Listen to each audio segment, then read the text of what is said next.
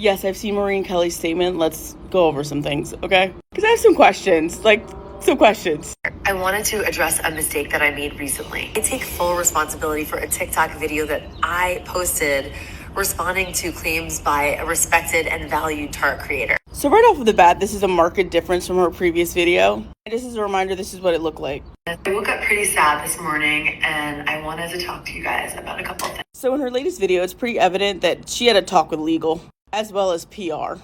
Often those two entities will work together to make sure that the business isn't implicated in any legal matters. Because if we're being real, several of the videos posted over the last few days, has included legal implications for both Tart and those creators.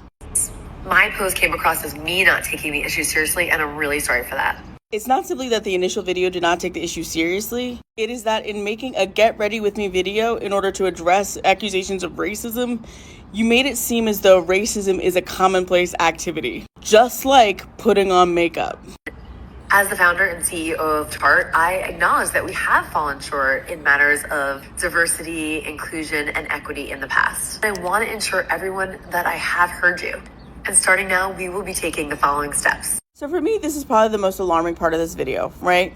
Because the phrase "in the past" kind of condenses years worth of racial equity issues. I mean, the Tart video alone that Alyssa Ashley and Jackie Aina did was 5 years ago. And just taking action now over the events of the past week is alarming to me, not because you haven't expanded your shade ranges, but because they have. These are some of the darkest shade ranges on Tarte's website, right? This is for concealer. This is just an example, right? And just as a note, I don't know if it's cookies or something, but this automatically came up with the darkest shades first. I didn't have to click that.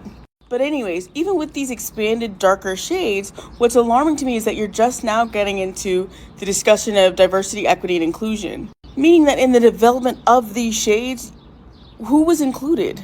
Who did you develop these shades alongside? How were they developed and who did you have in mind for them? For decades, marketers have had the research on Black Americans as a consumer demographic.